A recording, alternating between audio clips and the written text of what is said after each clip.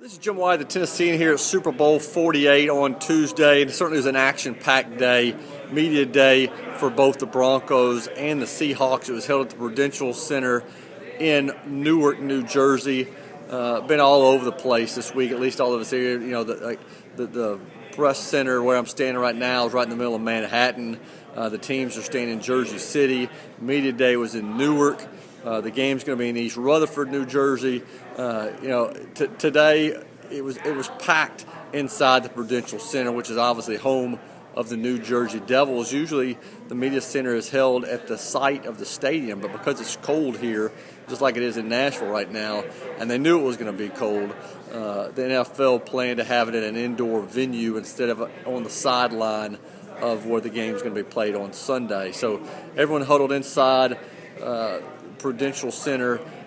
Certainly Peyton Manning was the most popular of the Broncos. He stood and answered questions for over an hour on Tuesday. You know, you got questions on every topic, imaginable, and certainly Peyton Manning has done this before. This was his third media day, and he handled it like a pro, like you knew he would. Very politically correct in his answer. I guess the closest he got to straying away from that is talking about Bud Light and how that's the beer of choice for the Manning family. He talked about his dad, Archie, coming home and drinking some Bud Lights after a tough day at the office as a player for the Saints. And certainly Peyton Manning hasn't had as many tough days at the office as his dad did. It certainly has remained in the family. On the Seahawks side, Richard Sherman, as expected, drew a huge crowd. I mean, Sherman's been in the news ever since his post-game comments and his post-game behavior when Seattle beat San Francisco in the NFC Championship game.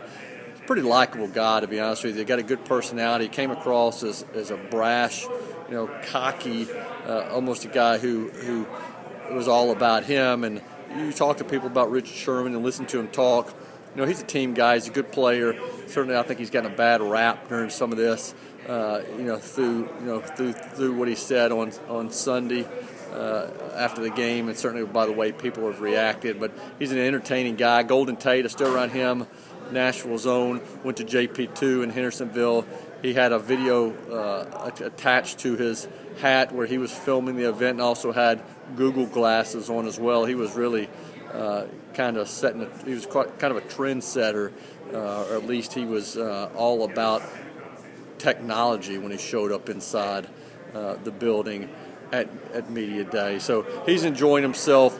Tomorrow it kind of gets a little bit more serious. These teams will start practicing, leading up to the game. Media sessions are early in the morning. It's pretty much football from here on out.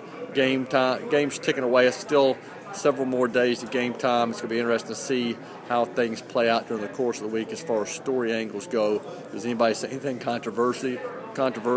Does anybody do anything in the Big Apple that's going to get them in trouble? I guess stay tuned.